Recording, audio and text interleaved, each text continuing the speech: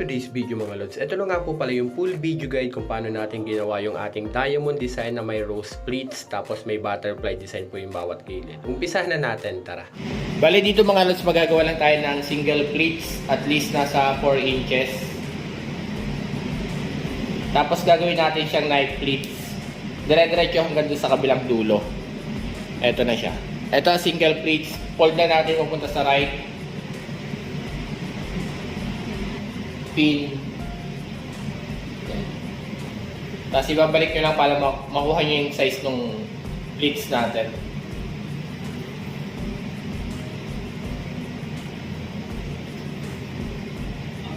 Balik gagawa lang tayo ng ganitong pleats dire-diretso hanggang sa dulo.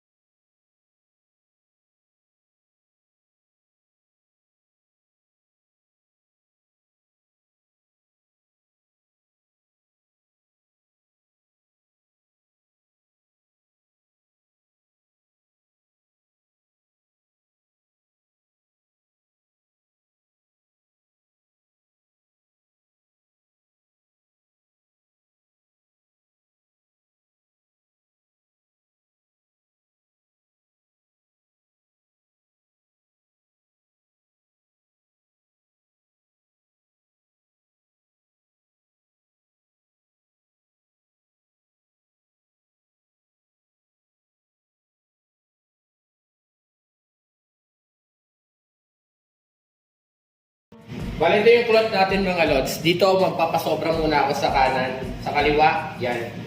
At least tatagyan ko lang kung kaya na ba makagawa ng knife pleats sa kabila, yan. Tapos dito sa gitna ng table natin, mayroon na akong marker. Yan. Dito sa gitna magagawa tayo ng diamond design. Pag nagagawa pala ako ng diamond design mga lods, dito sa pinakagitna ng table natin, yan.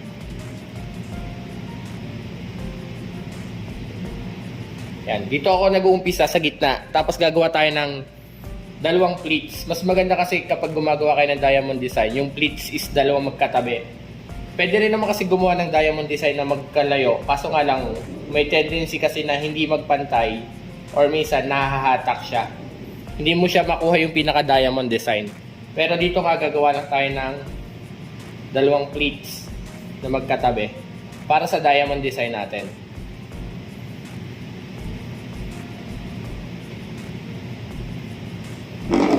After nyo makagawa ng dalawang diamond design, dito magagawa rin kayo ng tatlong pares pa, kaliwa at kanan. Bali, 7 set na ganito ang gagawin natin mga lods. Yung space lang, eto, fold nyo lang siya sa right. Tapos pin.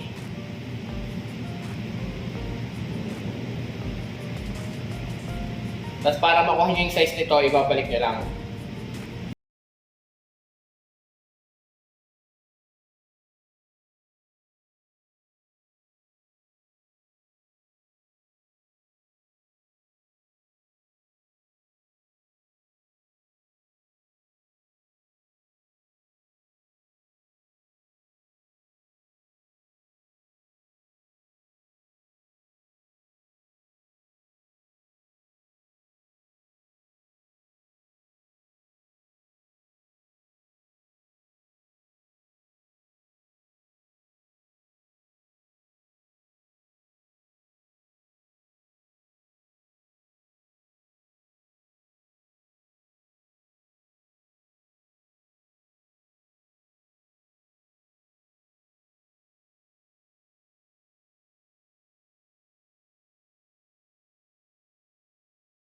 Na siya lahat.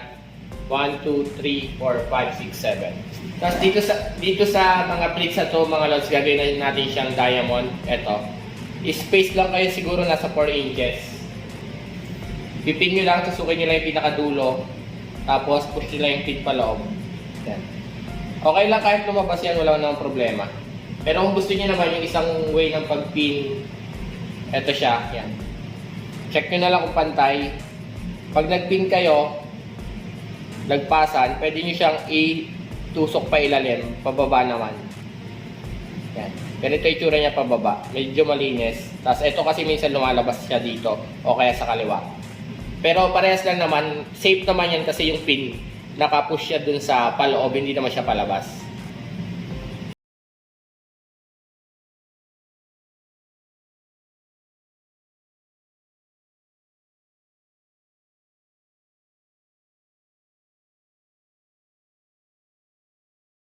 Natin siya diamond design pababa. Once na nabuo na natin yan, napin na natin. Check nyo na lang kung mga pantay siya. Mas maganda kung may ruler kayo na nilalagay para ma-check nyo kung pantay. Tapos gagawin na natin siya diamond. Siguro pag gumagawa kayo diamond design, at least mga 3.5 inches. Magandang klaseng diamond na yun. Ano siya, pantay na siya, hindi na siya yung may malaki, may maliit. Tapos check nyo na lang kung nagpapantay yung pinaka-pin nyo para magpantay-pantay yung ginagawa yung diamond design.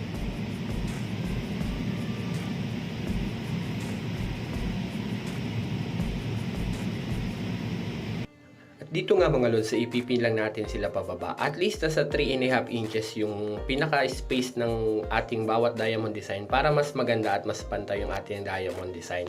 Ipipin lang natin yan pababa hanggang sa mabuo po natin yung pinaka-diamond design natin.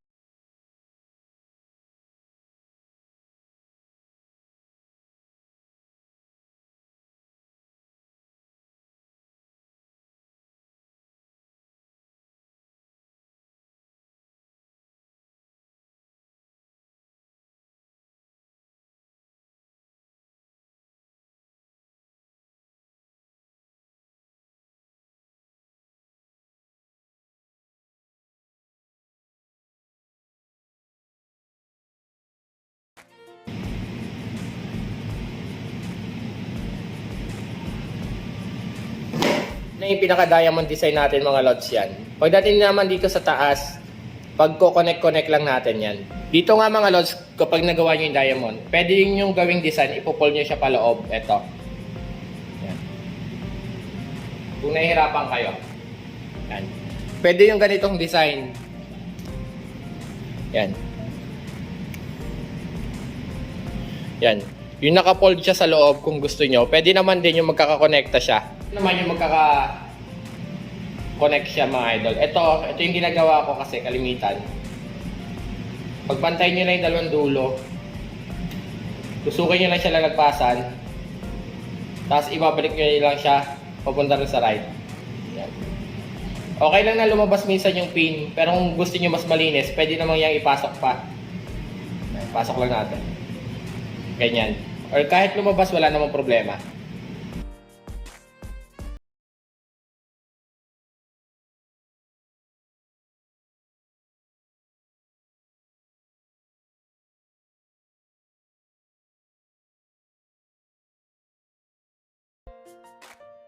Bali yan na yung diamond design natin mga lods yan. Tapos sa bawat gilid makikita nyo, gagawa lang tayo ng knife pleats dyan. Kagaya ng ginawa natin sa white. Yan, gagawin lang natin siyang knife pleats.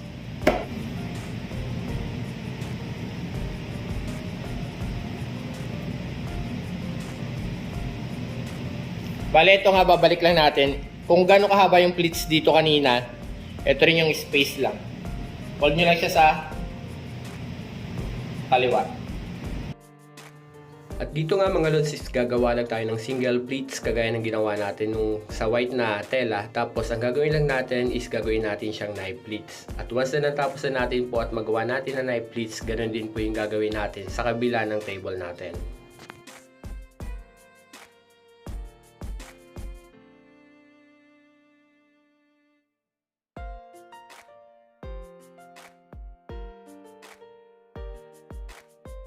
Then itong pleats natin mga lods, pagkatapos natin, gagawin na natin siya knife pleats kagaya ng white. Ito ipo-fold nyo lang sa right.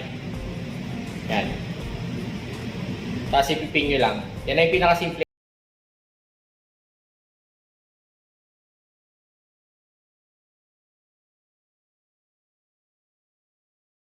Yung pleats natin mga lods, yung diamond design tapos yung pinaka-pleats sa dulo.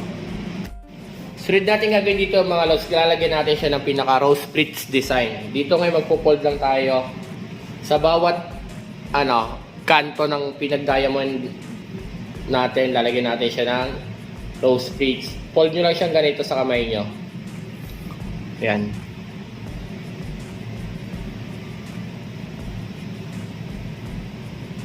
Sa naipon nyo na, ito, pinaka-pin yan, sagad nyo lang dito. Tapos ipipin natin siya yan. Sukin nyo lang lagpasan, tapos ibabalik nyo lang siya sa ilalim. Pag nabuo nyo na, dito naman tayo magpo-fold, papunta naman dito sa pinaka-pin na to. Fold nyo lang ulit na ganito.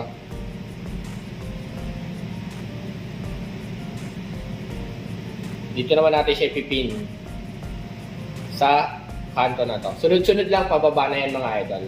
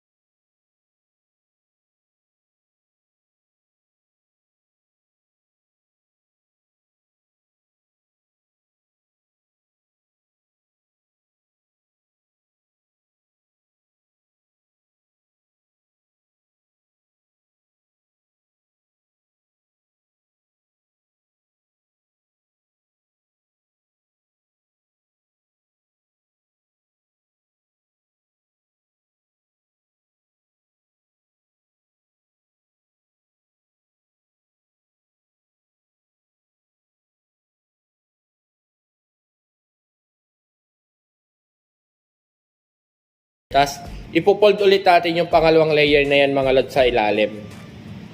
Bale dito, itutuloy lang muna natin para makita nyo yung pinaka-design. Ipopold lang natin yung pinaka-pleats natin. Tapos sa bawat guhit, dito natin siya ipipin.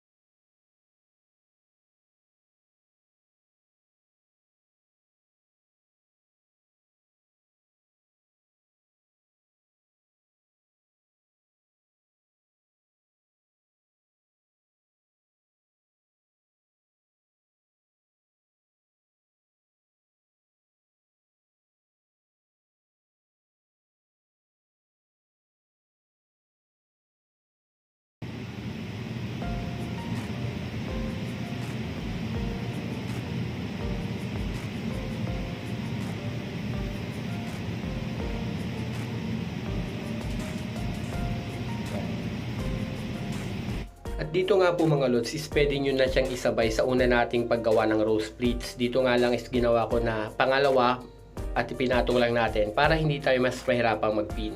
Kasi once na pinagpatong po natin o pinagsabay na natin yung pinaka rose pleats, mas mahirap po siyang ipin kaya pinaghiwalay natin. Bale, dire-diretso lang ipapatong lang din natin sa pinaka-ganito. Isusunod lang natin.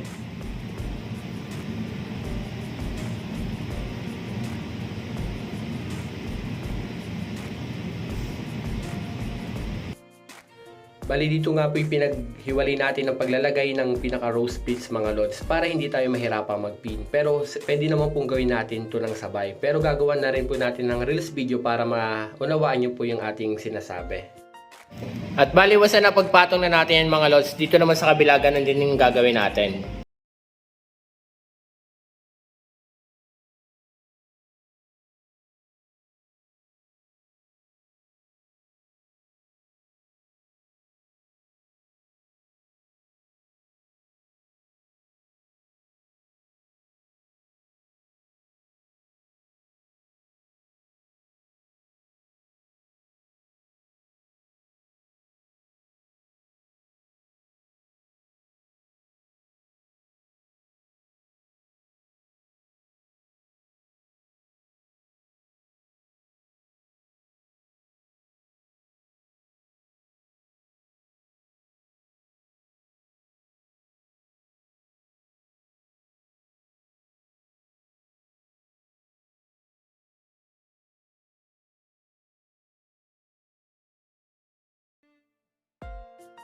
Bali, ito na yung ating diamond design mga lods yan. Sobrang simpleng diamond design lang yan na nilagyan natin ng rose pleats, yung pinaka gilid ng diamond design. Tapos dito guys, naglagay lang tayo ng knife pleats na may butterfly design yan.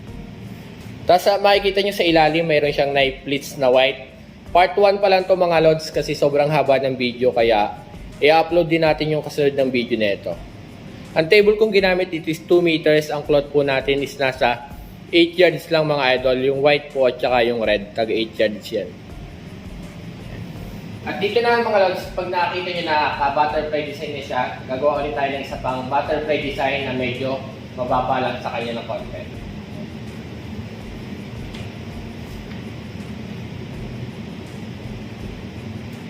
Bali, magkasunod lang yan mga lods. Kung gusto niyo yung ganitong design, pwede naman. Kung gusto niyo magkasama, pwede rin siya. Sa akin nga, pinaghiwalay na natin para makita niyo lang yung itsura kung anong itsura pag magkahiwalay.